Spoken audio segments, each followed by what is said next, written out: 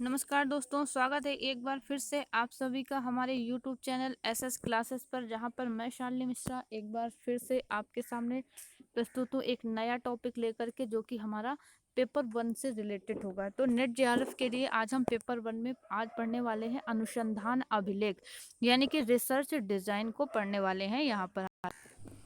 तो research design काफी महत्वपूर्ण ये टॉपिक है, अनुसंधान अभिलेख, जो कि हिंदी में जिसको बोलते हैं। तो इससे संबंधित एक प्रश्न जरूर हमें परीक्षा में हर बार देखने को मिलता है, तो इसका क्लियर कॉन्सेप्ट आज हम यहाँ पर करने वाले हैं। तो लाइक शेयर सब्सक्राइब करना मत भूलिएगा। चैनल को लाइक करने से आपको जो भी वीडियोज होगी उसकी नोटिफिकेशन टाइम टू टाइम मिलती रहेगी, इसलिए और अधिक से अधिक शेयर करें, इससे और भी लोग इसको देख सकें। तो चलिए मिलते हैं, स्टार्ट करते हैं इस का आज का टॉपिक, जो कि हमारा रिसर्च डिजाइन से रिलेटेड है।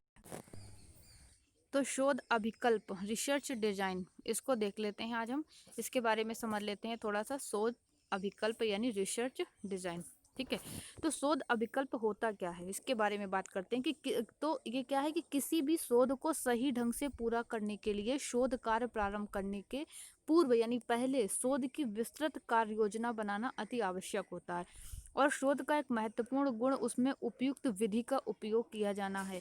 शोध समस्या का समाधान प्राप्त करने के लिए शोधकर्ता को एक उचित अभिकल्प का निर्धारण करना पड़ता है। यानी कोई भी हम शोध कार्य करने जा रहे हैं तो उससे पहले हमें एक पूरा ब्लूप्रिंट जिसको कहते हैं, एक अपनी योजना बनानी पड़ती है। और किस प्रकार के शोध में किस प्रकार की यानी कि नीति का निर्धारण करना पड़ता है, कैसी किस प्रकार की मतलब हम विधि का प्रयोग करें, इन सारी चीज़ों के लिए हमें यानी कि एक शोध के एक रूपरेखा जिसको कहते हैं प्रारूप तैयार करना पड़ता है। वही क्या हमारा क्या कहलाता है, शोध अभिकल्प कहलाता है, ठीक है।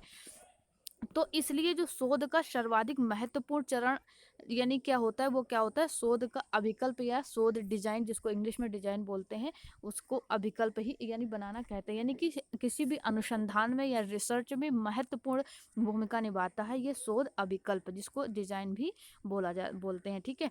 तो अभिकल्प थोड़ा आप लोगों को अगर नहीं समझ में आया तो इंग्लिश से वर्ड से समझ सकते हैं कि डिजाइन होता है, ठीक है। यानी जिससे शोध की रूपरेखा या ब्लूप्रिंट कहा जाए माना जाता है, यानी कि जिससे पूरे शोध की एक रूपरेखा तैयार हो जाती है, वो क्या कहलाता है, हमारा शोध अभिकल्प कहलाता है। तो आई होप आपको शोध अभिकल्प क्लियर हुआ होगा कि शोध अभिकल्प अभिकल्प क्या होता है, ठीक है। आगे चलते हैं इससे। तो अब इसका प्रयोग क्यों करते हैं, इसकी भी बात थोड़ी सी हम यहाँ पर करेंगे। तो ये क्या है कि एक उचित एवं सटीक निष्कर्षों तक पहुंचने के लिए शोध प्रक्रिया का पूर्व नियोजित होना अति आवश्यक होता है, ठीक है। यानी कि हम इधर उधर हमारा समय ना बर्बाद हो, हमारा यानी कि हम इधर उधर ना भटके और एक सटीक निष्कर्ष तक पहुंच सके। इसके लिए ही इन सारी चीज़ों के लिए हमें क्या होता है, शोध के पूर्व यानी क्या होता है, एक नियोजन अति आवश्यक है। यानी एक रूपरेखा जरूरी होती है बनानी, कि हमें किस स्टेप बाय स्टेप हमें कैसे उसको उसकी तरफ आगे बढ़ना है। तो इसके लिए शोध विकल्प बहुत जरूरी होता है, ठीक है।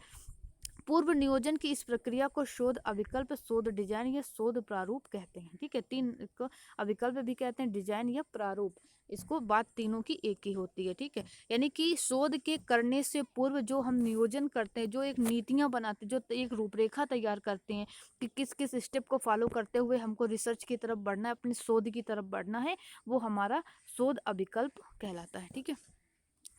और क्या होता है इसमें कि शोध अभिकल्प क्या है, समस्या से संबंधित उद्देश्यों, परिकल्पनाओं से लेकर आंकड़ों तक के अंतिम विश्लेषण तक उन सभी क्रियाओं की योजना या रूपरेखा है जो शोध प्रश्न का उत्तर प्राप्त करने हेतु की जाती है, ठीक है। शोध अभिकल्प यानी शोध का जो रूपरेखा है, जो प्रारूप है, वो क्या है, जो समस्या से संबंधित जो उद्देश्य हैं, है ना, जो परिकल्पनाओं को लेकर के जो अंतिम आपका जो विश्लेषण होता है अंतिम रूप में है ना, और उन सभी क्रियाओं की जो ये एक योजना बनाई जाती है कि कैसे हमें उन आंकड़ों को एकत्रित करना है, कैसे उनका विश्लेषण करना है, कैसे उसके उद्देश्य तक पहुंचना है। इन सब के यानी इन सारे प्रश्नों का उत्तर प्राप्त करने के लिए ही हमें क्या करते हैं, हमें शोध का अभिकल्प तैयार करते हैं, शोध की रूपरेखा तैयार करते हैं, ठीक है।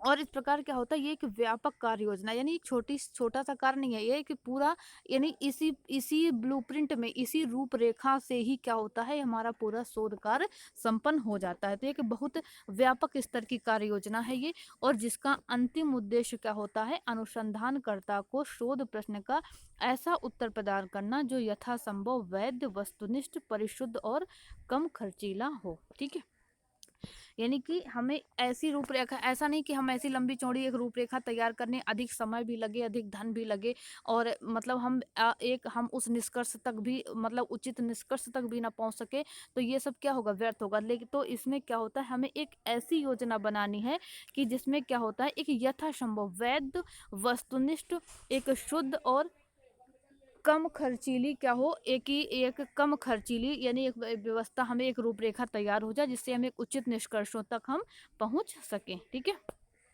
आगे चलते हैं। इनके शोध अभिकल्प को विद्वानों ने परिभाषित किया है। FN कार्लिंगर के अनुसार शोध अभिकल्प एक योजना, संरचना तथा रणनीति है जिसकी रचना इस प्रकार की जाती है कि शोध संबंधी प्रश्नों का उत्तर प्राप्त किया जा सके। ठीक है, यानी लेखक कहते हैं, कार्लिंगर जी कहते हैं कि शोध अभिकल्प एक ऐसी योजना है, या एक ऐसी संरचना है, या एक ऐसी रणनीति है जिसकी जिसकी रचना हम इस प्रकार से करते हैं कि शोध संबंधी जो प्रश्न होते हैं, उन प्रश्नों का हम उत्तर प्राप्त कर सकें। हमें, यानी हमें एक तरीके की हमारी रणनीति बन सके शोध कार्य करने के लिए।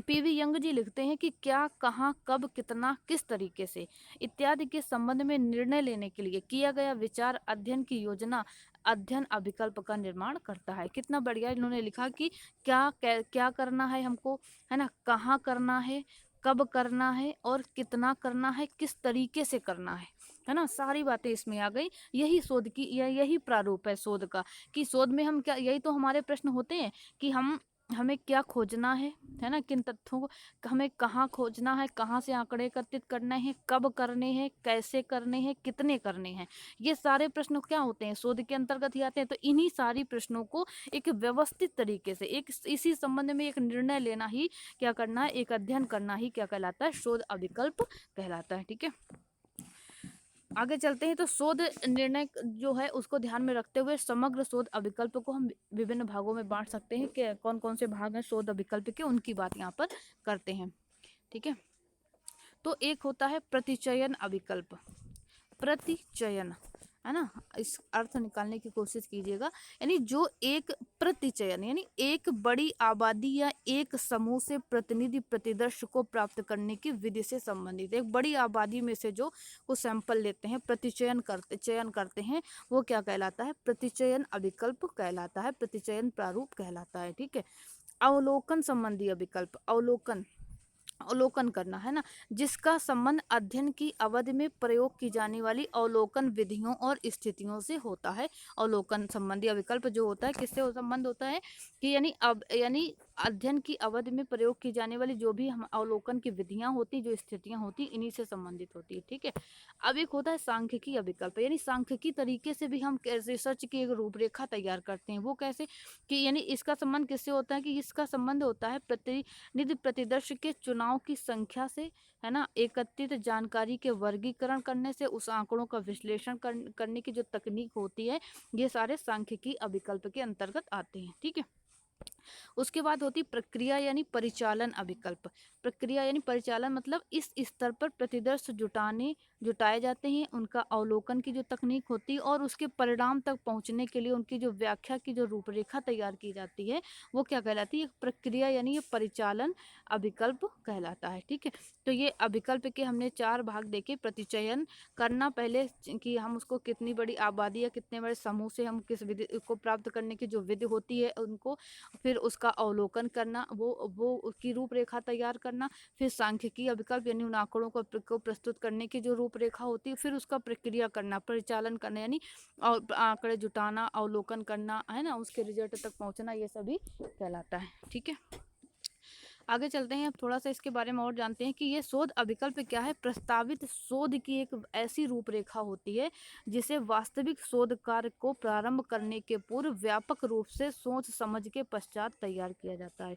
शोध की प्रस्तावित रूपरेखा का निर्धारण हम कई बिंदुओं के बात करते हैं, यानी कि शोध अविकल्प क्या है, हमने समझ लिया। आई होप आपको भी क्लियर हुआ होगा कि एक प्रस्तावित जिस यानी प्रस्तावित मतलब जो शोध हम करने जा रहे हैं उस शोध को करने की एक रूपरेखा होती है, एक हमारी कार्य योजना होती है कि हमने इस स्टेप बाय स्टेप हमें ऐसे ऐसे करके हर स्टेप को पार करते हुए हम उसके अंतिम परिणाम तक हम पहुंचते हैं। ठीक है, और एक व्यापक रूप होता है इसका, कोई शॉर्ट फॉर्म नहीं है। तो एक व्यापक तरीके से इसकी हम कार्य योजना बनाते हैं और वही रूपरेखा का निर्धारण किया जाता है इस अभिलेख में। तो कई बिंदुओं पर इस पर हम विचार करना होता है। इसको इस रूपरेखा को तैयार करने के लिए कौन कौन से बिंदु हैं उनकी बात कर लेते हैं।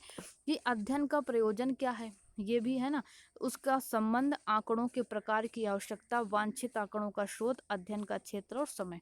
यानी अध्ययन का जो हम अध्ययन जो करने जा रहे हैं उसका प्रयोजन उद्देश्य क्या है, उसका संबंध किससे है, क्या है, आंकड़ों की आंकड़ों के प्रकार, किस प्रकार के आंकड़े हमें उसमें आवश्यक होंगे, है ना, कैसे वांछित आंकड़ों का स्रोत क्या हो सकता है, अध्ययन का क्षेत्र कितना हो सकता है और समय कितना लग सकता है। ये सारी बातें इसमें होती हैं। और एक निर्धारित समय में अध्ययन पूर्ण करने के लिए शोध कर्मियों तथा संसाधनों की आवश्यकता होती है। ठीक है, और फिर क्या होता है, प्रतिनिधि प्रतिदर्श की संख्या तथा चुनाव का आधार भी होता है। प्रतिनिधि और प्रतिदर्श की संख्या तथा चुनाव का आधार भी होता है। आंकड़ों का संकलन में प्रविधि का चुनाव, विश्लेषण की विधि, विश्लेषित आंकड़ों की व्याख्या विधि, ये सारी चीजें भी इसी रूपरेखा के अंतर्गत आती हैं। और उसके बाद आता है क्या शोध के परिणाम जनहित, नई तकनीकी के विकास या नीति बनाने में उपयोगी सिद्ध होंगे। ये भी इसी के एक महत्वपूर्ण बिंदु होता है कि यानी कि कोई भी हमने शोध किया, कोई भी अनुसंधान किया तो वो क्या है, उससे उसका परिणाम क्या जनहितकारी होगा। जो हमने नई तकनीक विकसित की या जो नई नीति बनाने में क्या ये उपयोगी सिद्ध होगा हमारा शोध। तो ये सारी रूपरेखाएं यानी ये सारे बिंदु बहुत महत्वपूर्ण होते हैं शोध अभिलेख में। ठीक है, हुई बात शोध अभिलेख की। अब हम बात कर लेते हैं कि शोध प्रक्रिया में शोध अभिकल्प का महत्व क्या होता है, इसकी बात हम यहाँ पर करेंगे। तो शोध प्रक्रिया में शोध अभिकल्प का महत्व, इसकी बात कर लेते हैं। तो शोध अभिकल्प में शोध कार्य को संपादित करने के लिए एक रूपरेखा तैयार हो जाती है और ये शोध प्रक्रिया को कुशल और आसान यानी गति प्रदान करता है। इसलिए इसका एक बहुत महत्व होता है ना, कि एक हमें एक मतलब हमारे पास एक कार्य योजना बनकर आ जाती है और हमें उन्हीं बिंदुओं को फॉलो करते हुए चलते रहना है और हम अपने अंतिम परिणाम तक पहुंच जाते हैं और हमारे लिए शोध कार्य एक आसान बन जाता है। ठीक है, दूसरा क्या होता है, शोध अभिकल्प शोधकर्ता के लिए समय समय पर दिशा निर्देशन का भी काम करता है। वो दिशा भी देता रहता है कि हाँ आपको इस तरीके से इस काम को करना है, इस तरीके से आंकड़ों का संचयन करना है, इस तरीके से इस अध्ययन को देखना, अध्ययन का क्षेत्र देखना, ऐसे ये क्या करता है, दिशा निर्देशन का भी काम करता है। और शोध अभिकल्प शोध की सीमा कार्य क्षेत्र परिभाषित होती है। इसी से क्या होती है, हमें पता चल जाता है कि शोध की सीमा कितनी है, इसका कार्य क्षेत्र कितना हो सकता है। उसके बाद यह शोध प्रक्रिया में त्रुटियों को कम करने में मदद करता है। जो त्रुटियां हैं, जो गलतियां हैं, उनको कम करने में मदद करता है।